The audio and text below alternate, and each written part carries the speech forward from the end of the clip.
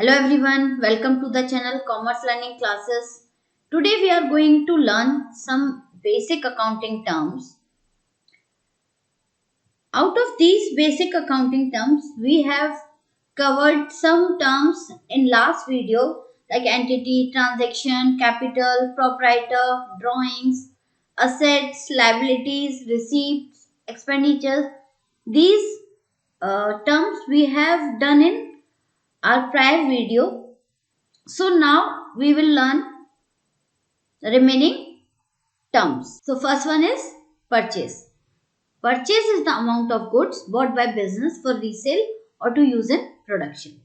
कोई भी गुड्स जो बिजनेस रीसेल के लिए परचेज करता है या कोई भी रॉ मटेरियल जो फर्दर प्रोडक्शन के लिए यूज किया जाता है, that is considered in purchases. For example, electronic एक शॉप है इलेक्ट्रिकल आइटम्स की. 100 एलईडी बल्ब्स परचेज किए रीसेल के लिए for ₹4500. So this 4500 rupees, when LED bulbs are purchased, it will be considered as the purchase of the firm. Firm की purchase consider करेंगे. Similarly अगर एक और एग्जांपल लेते हैं, गारमेंट फैक्ट्री है, उसने क्लोथ परचेज किया, cloth purchased for ₹10,000 for making shirts. Then this 10,000 for purchase of cloth will be considered as purchase of the firm. Purchase हमारी दो तरह की होती है. It may be either cash purchase और credit purchase. Cash purchase जब हम material की जो खरीदते हैं, जो परचेज करते हैं, उसकी पेमेंट कैश कर देते हैं, ऑन द स्पॉट कर देते हैं, आइदर कैश या through cheque. Credit purchase is कि हम मटेरियल परचेज करते हैं लेकिन पेमेंट उसकी इन फ्यूचर करते हैं, after 2 months 3 months, then this purchase will be considered as credit purchase.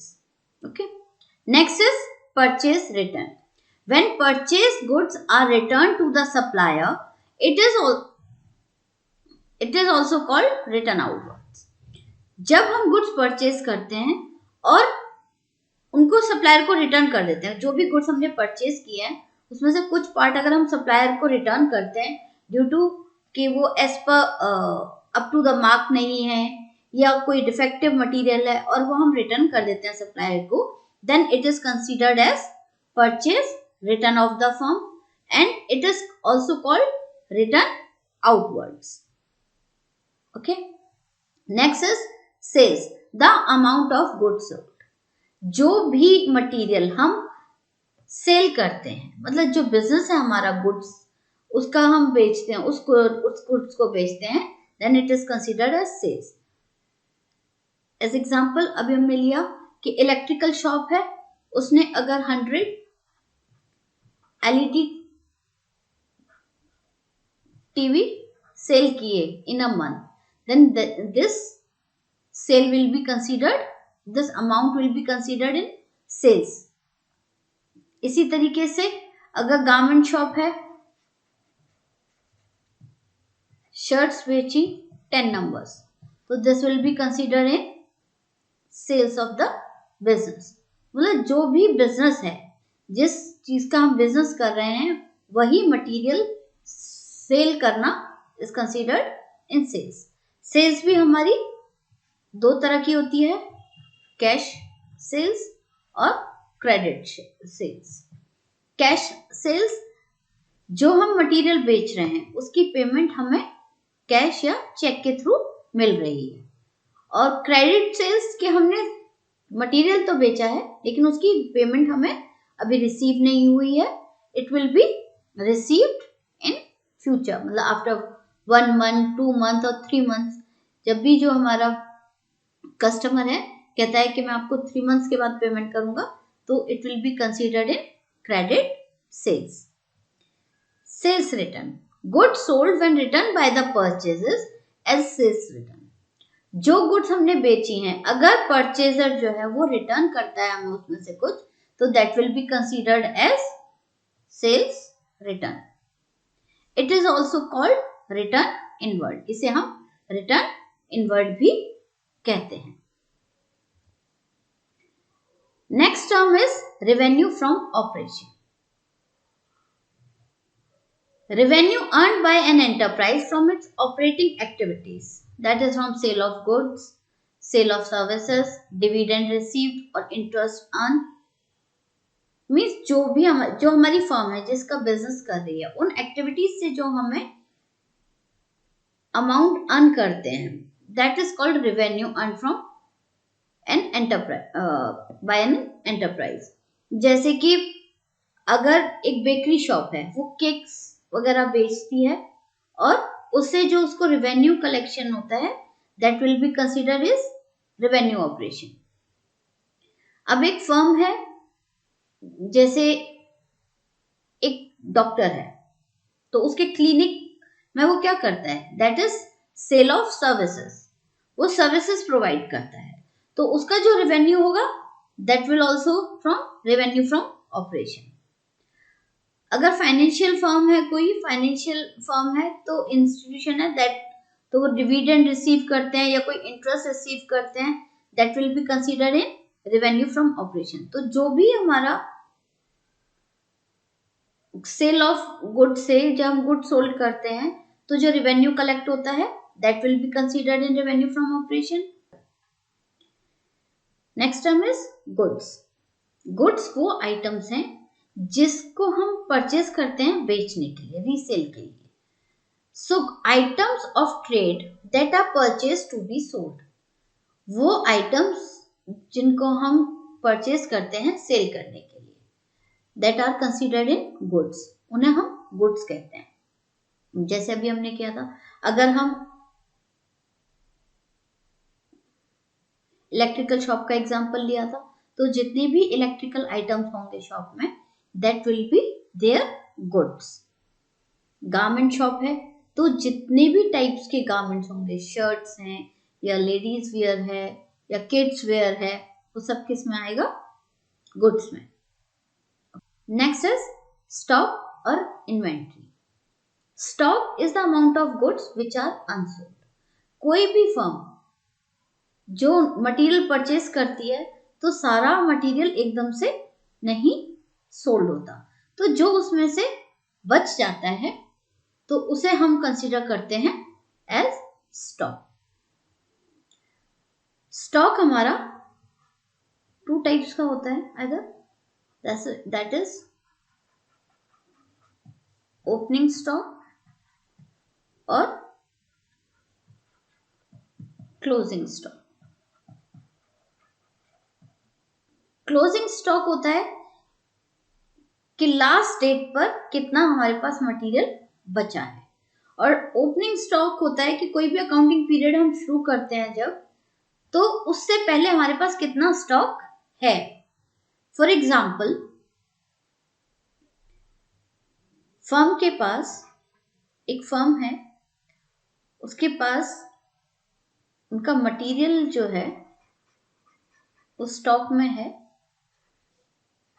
10,000 on 31st मार्च। तो 31st मार्च को अगर ये मटेरियल है, तो that will be considered as closing stock on 31st March. लेकिन जब हम 1 अप्रैल को न्यू ईयर की, न्यू फाइनेंशियल ईयर की जब स्टार्टिंग करेंगे, then that amount will be considered as opening stock, कि इस ईयर की स्टार्टिंग में हमारे पास ऑलरेडी कितना स्टॉक अवेलेबल, ओके।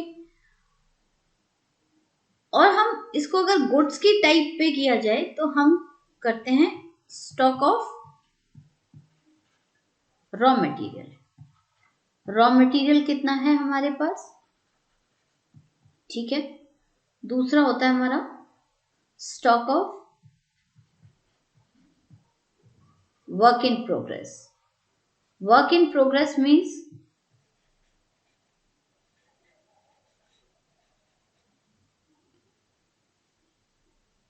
कि कुछ मटेरियल है, ये मेनली हमारा होता है जहां पर प्रोडक्शन होता है। जैसे हमने एग्जांपल लिया था गारमेंट शॉप का, गारमेंट फैक्ट्री है हमारी एक, उसका एग्जांपल लेते हैं। इन्होंने क्लोथ परचेज किया शर्ट बनाने के लिए, तो अगर इनके पास क्लोथ कुछ स्टॉक में बचा हुआ है जिसका मटेरियल नहीं बना लास्ट डेट तक, तो that will be considered as stock of raw material. लेकिन अब जब ये शर्ट बनाते हैं तो शर्ट के जैसे कॉलर बनाया, ठीक है, उसका फ्रंट पार्ट है,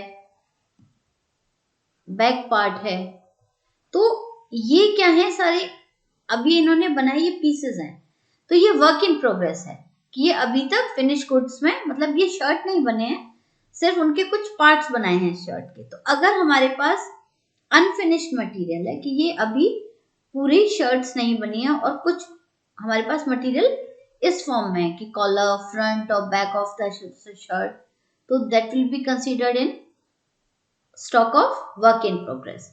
And third one is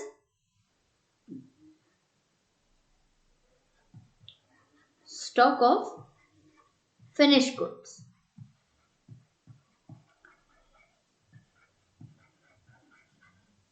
अगर शर्ट जैसे बन गई है और इसका कुछ स्टॉक है, फॉर एग्जाम्पल 100 शर्ट्स जो हैं वो स्टॉक में है, ये अभी तक कहीं डिलीवर नहीं हुई है, तो that will be considered in stock of finished goods. तो स्टॉक को हम दो हमारे डिफरेंट वेज हैं जिसमें कैटेगराइज कर सकते हैं। एक तो according to the balance of the material, कि अगर हमारे पास बैलेंस हमने देखना है, सिर्फ हम गुड्स ट्रेड कर रहे हैं, कोई प्रोडक्शन नहीं है, तो हमारा ओपनिंग और क्लोजिंग स्टॉक होगा। लेकिन अगर हम क्या कहते हैं प्रोडक्शन कर रहे हैं किसी चीज का, तो हमारे पास जो स्टॉक होगा that will B may be of raw material, work in progress and finish goods. मतलब इन तीनों का हो सकता है, या हो सकता है इनमें से कोई दो हो, रॉ मटेरियल नहीं है, सिर्फ work in progress and finish goods है, या फिनिश गुड्स का हमारे पास स्टॉक नहीं है, रॉ मटेरियल और वर्क इन प्रोग्रेस का है। तो इसमें भी ओपनिंग और क्लोजिंग स्टॉक में हम इसको बाद में कैटेगराइज कर सकते हैं। Okay, so next is trade receivable. Trade receivable is the amount receivable for the sale of goods and services. हमने किया था कि हम जो सेल करते हैं वो आइदर कैश होती है या क्रेडिट होती है। कैश में तो अमाउंट हमें रिसीव हो जाता है at the time of sale, लेकिन क्रेडिट जो हम सेल करते हैं उसमें हमें अमाउंट फ्यूचर में रिसीव होना होता है, मतलब दैट इज रिसीवेबल। तो that credit sale is considered, the amount of credit sale is considered in trade receivable. तो trade receivable is the sum of debtors and bills receivable.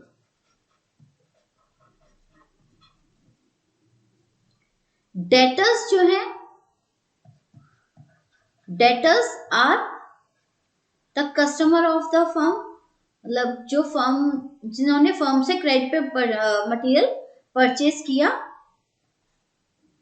और future में payment के लिए बोल दिया कि आफ्टर 2 मंथ्स और 3 मंथ्स पेमेंट करेंगे, तो that will be considered in debtors. लेकिन अगर कोई डेटर ऐसा है कि उन्होंने बिल ऑफ एक्सचेंज हमें एक्सेप्ट किया, तो that is considered in bills receivable. It is bill of exchange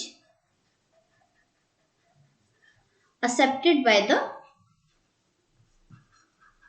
debtor, जो हमारा डेटर है उसने एक्सेप्ट किया है, तो this is a written promise to pay in future, कि एक गिवन टाइम के एक स्पेसिफाइड टाइम के बाद इसकी पेमेंट हो जाएगी। So this is a written document, it is considered in as bill of exchange. Trade payables, trade payables trade receivable की तरह ही होते हैं। दैट इज कि जो हमने क्रेडिट परचेज किया है, जिसका हमें पेमेंट करना है, that is total credit purchase is considered in trade payables. Trade payables be sum total of creditors plus bills payable. तो creditors हमारे वो सप्लायर हैं जिन्होंने हमें मटेरियल क्रेडिट पे दिया है, from whom we purchase the material on credit. Bills payable is, that is also bill of exchange which we accepted, मतलब जो फर्म accept करती है to pay a particular amount as specified time, कि भाई इस टाइम पर हम हमारी तरफ से पेमेंट हो जाएगी, तो that is considered a bill payable. तो फर्म जो बिल ऑफ एक्सचेंज उनके पास डेटर एक्सेप्ट करके देता है कि भाई मैं पे कर दूंगा इस पीरियड, इस टाइम पर, तो दैट इज बिल्स रिसीवेबल। और जब फर्म अपने सप्लायर को बिल एक्सेप्ट करके देती है कि भाई हम इस डेट पर इस अमाउंट की पेमेंट कर देंगे, that is considered a bills payable. Okay. Next is bad debts. Bad debt is the amount of debt which is not recoverable. कोई भी अमाउंट, जो अमाउंट हमें रिसीव होना था बट अब नहीं होगा due to any reason. For example, एक डेटर है, डेटर दैट पर्सन जिसको हमने सेल किया था क्रेडिट पे, उसने 5000 की गुड्स ली हमसे,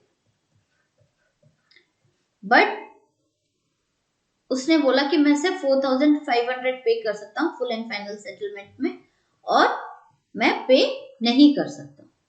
ठीक है, if he is not able to pay the amount, और हमें पता है कि अब ये हमें इन फ्यूचर भी रिसीव नहीं होगा, it's not recoverable, then that 500 will be considered as bad debts. The amount which is not recoverable, जो डेप्ट हमें रिकवरेबल नहीं है, रिसीवेबल होगा ही नहीं इन फ्यूचर में, that will be considered as bad debts and it is a loss for the firm. Firm के लिए एक लॉस होता है। Depreciation, depreciation is the reduction in the value of an asset because of usage और obsolescence. Depreciation क्या है? कोई जो असेट होती है उसको जब हम यूज करते हैं तो उसकी वैल्यू में जो रिडक्शन होता है, that is considered as depreciation. For example, firm ने machinery Lee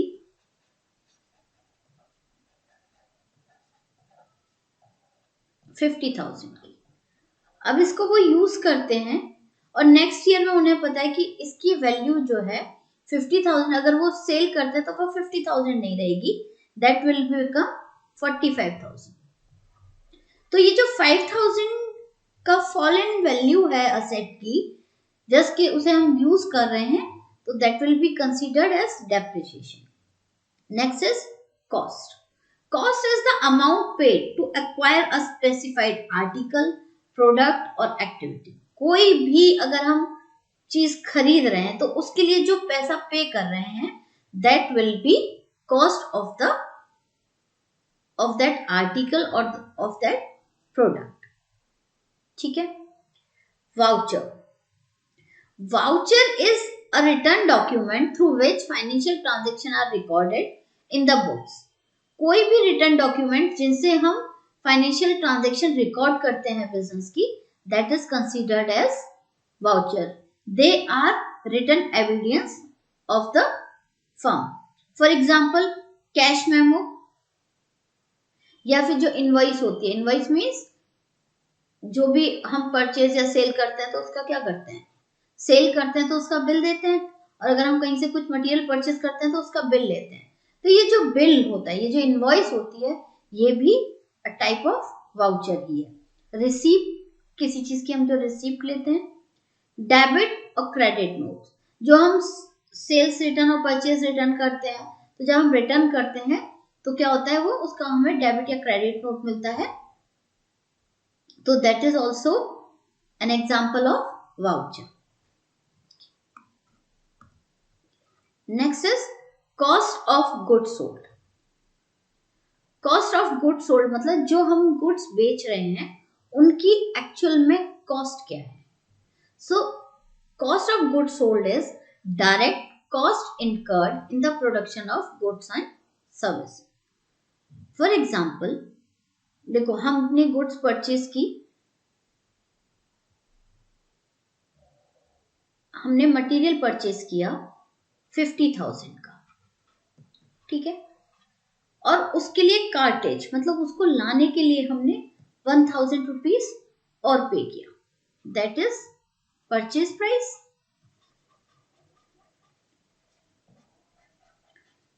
and this is cartage which we paid to get the material at our place। तो जो मटेरियल है उसकी कॉस्ट कितनी हो जाएगी, that will B cost of goods sold. मतलब जो भी डायरेक्ट कॉस्ट इन्वॉल्व हैं किसी भी गुड्स की प्रोडक्शन में, या मतलब उसको गुड्स को बेचने की कंडीशन तक लाने के लिए जो डायरेक्ट कॉस्ट इनकर की जाती है, that is cost of goods sold. For example हमने प्रोडक्शन का एग्जाम्पल अगर लेते हैं, जैसे हमने गारमेंट फैक्ट्री का लिया था, तो उसमें क्लोथ परचेज किया हमने, ठीक है, तो क्लोथ क्या हो गया हमारा, raw material. Raw material purchase किया हमने फॉर एग्जाम्पल 20,000 का, और इसमें जो लेबर यूज कर रहे हैं हम, लेबर को हम क्या देंगे, वेजेस। तो वेजेस जो हम लेबर को पे कर रहे हैं वो फॉर एग्जाम्पल 5,000 का पे कर रहे हैं, तो इसकी जो कॉस्टिंग हो जाएगी दैट विल बी ₹25,000। मतलब जो मटेरियल बन के तैयार होगा उसका जो कॉस्ट होगा, कॉस्ट ऑफ गुड्स सोल्ड, मतलब जो गुड्स बेची जानी है उसकी जो कॉस्ट है that will B ₹25,000।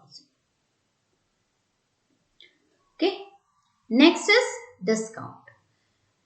Discount is the reduction in the price of goods.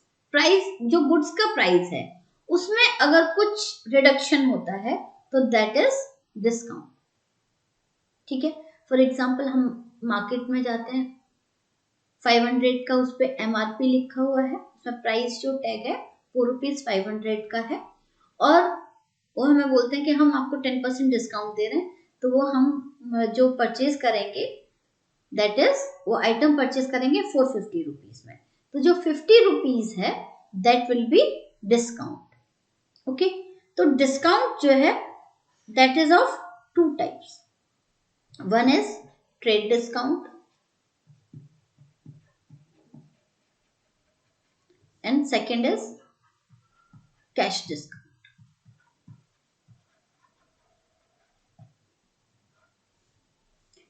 Trade discount होता है जब हम बल्क में कोई मटेरियल खरीदते हैं तो उस पर जो हमें डिस्काउंट मिलता है, फॉर जब बल्क में मटेरियल परचेज करते हैं या सेल करते हैं तो उस पर जो डिस्काउंट दिया जाता है that is trade discount. Cash discount होता है कि आपने क्या कहते हैं परचेज किया मटेरियल 50,000 का, ओके, 50,000 का मटेरियल परचेज किया फ्रॉम एक्स से मटेरियल परचेज किया 50,000 का। अब आप उसकी पेमेंट कर रहे हैं तो वो आपको बोलता है कि अगर आप मुझे विद इन अ मंथ, जैसे अगर आप मुझे आज पेमेंट कर देते हो तो मैं आपको 1,000 रुपीज का डिस्काउंट दूंगा, यानी कि 1,000 रुपीज कम कर दूंगा। तो हमने पे कितना किया 49,000, जो 1,000 का जो अमाउंट है, जो डिफरेंस है that will be cash discount. तो हम जो बुक्स ऑफ अकाउंट होते हैं, मतलब हम अपनी जो बुक्स बनाते हैं किसी फर्म की जो अकाउंट्स बनाते हैं उसमें हम ट्रेड डिस्काउंट को रिकॉर्ड नहीं करते हैं, दैट इज नॉट रिकॉर्डेड। लेकिन जो कैश डिस्काउंट होता है that is recorded in the books of account. Okay, got it? So let's move on to next term, that is revenue.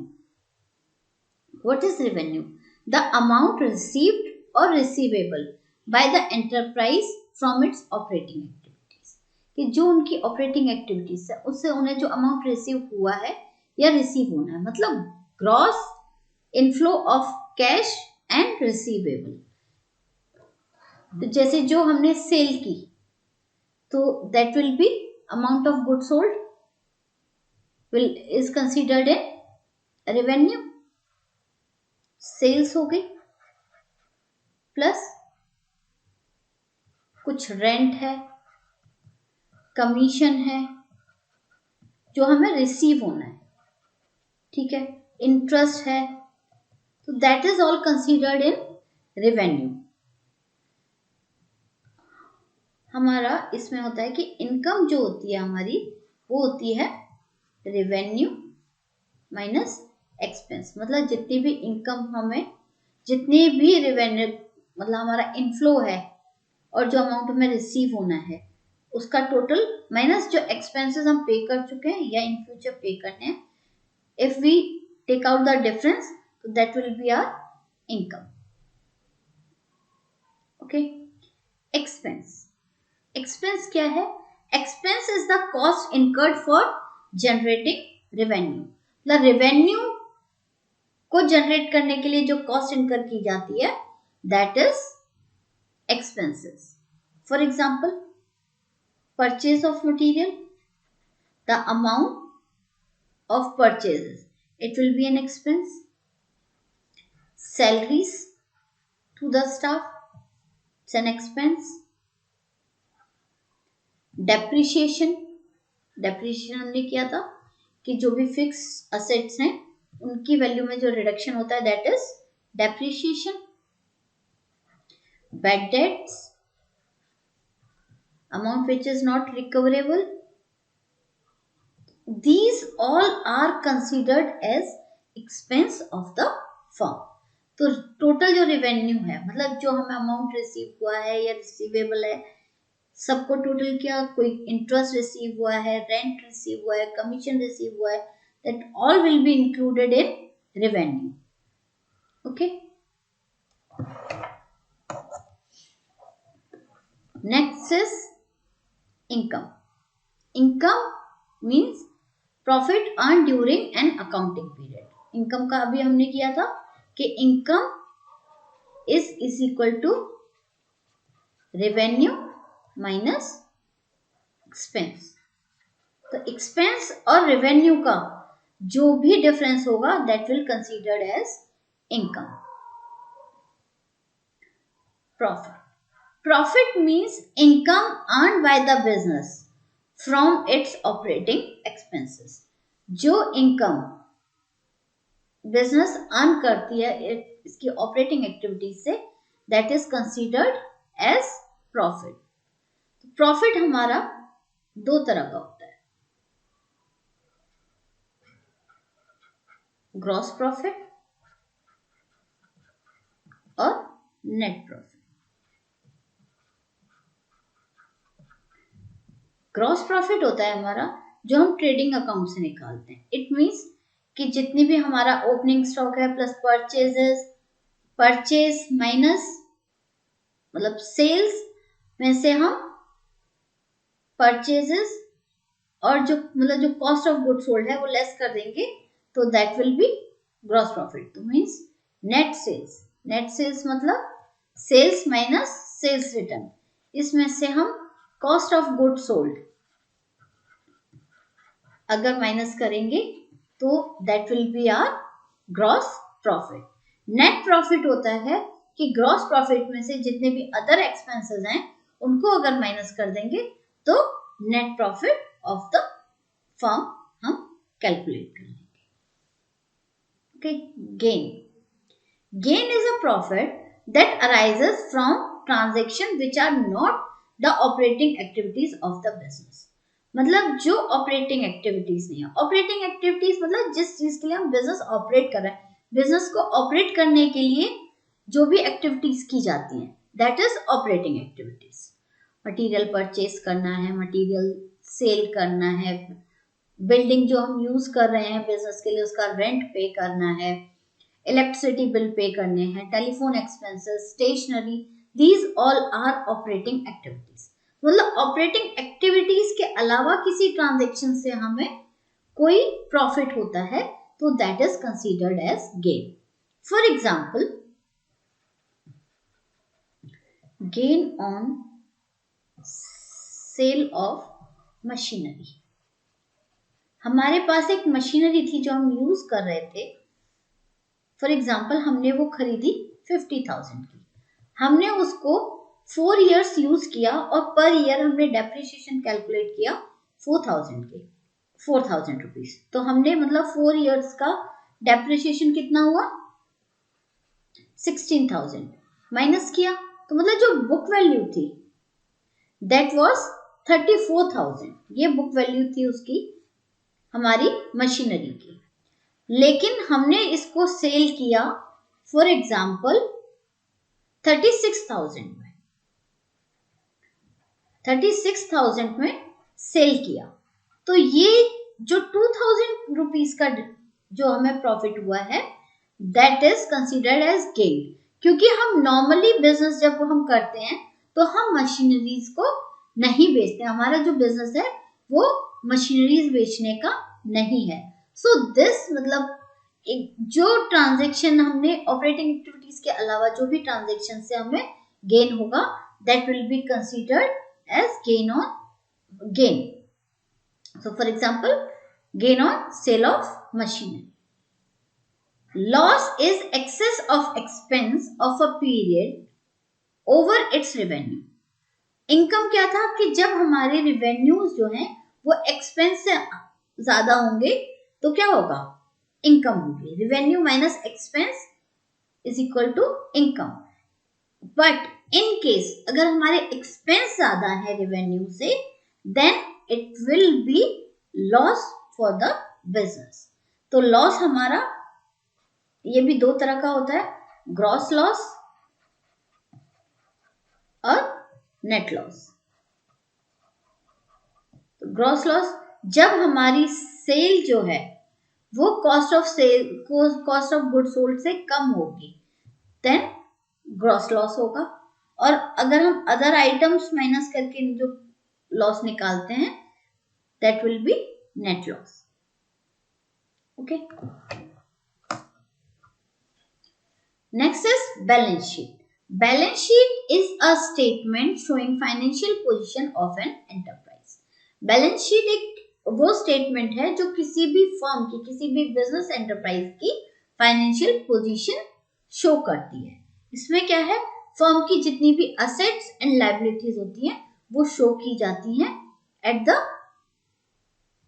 End of the period. कि एक साल के अंदर, एक साल के एंड पे, जैसे 31 मार्च को अगर हम फाइनेंशियल पोजीशन निकालते हैं तो मतलब फर्म के पास कितनी असेट्स हैं, कितना फर्नीचर है, कितने अमाउंट की बिल्डिंग है, कितने का स्टॉक है, कितना कैश बैलेंस है, कितना बैंक बैलेंस है, क्या डेटर्स हैं, all this will be considered in asset. और इसी तरीके से लायबिलिटीज क्या है, क्रेडिटर्स कितने हैं, या हमने कोई लॉन्ग टर्म लोन लिया हुआ है वो कितना है, कैपिटल कितनी है, that all will be shown in the balance sheet.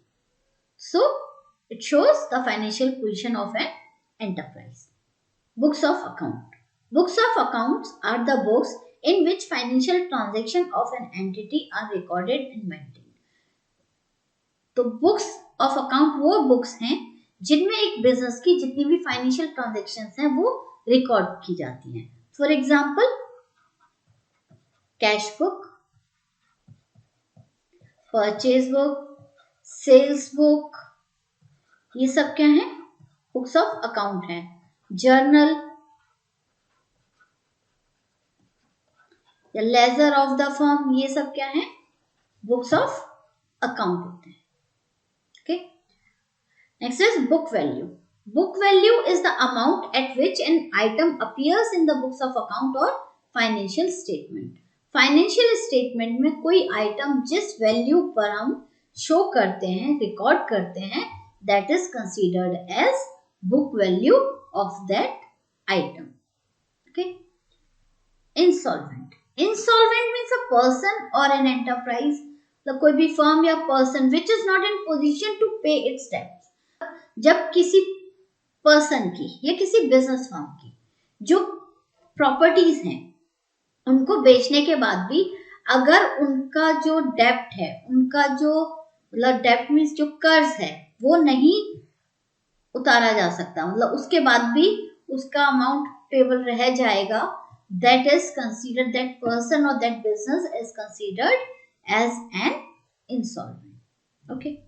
Financial statement और फाइनल अकाउंट्स ये होते हैं जो हम लास्ट में ईयर एंड में जो फाइनल अकाउंट्स प्रिपेयर करते हैं. तो इसमें हमारा आता है ट्रेडिंग अकाउंट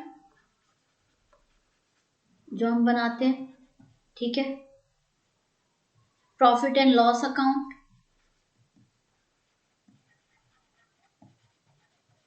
या बैलेंस शीट. ये सब क्या है? फाइनेंशियल स्टेटमेंट और final accounts of the firm.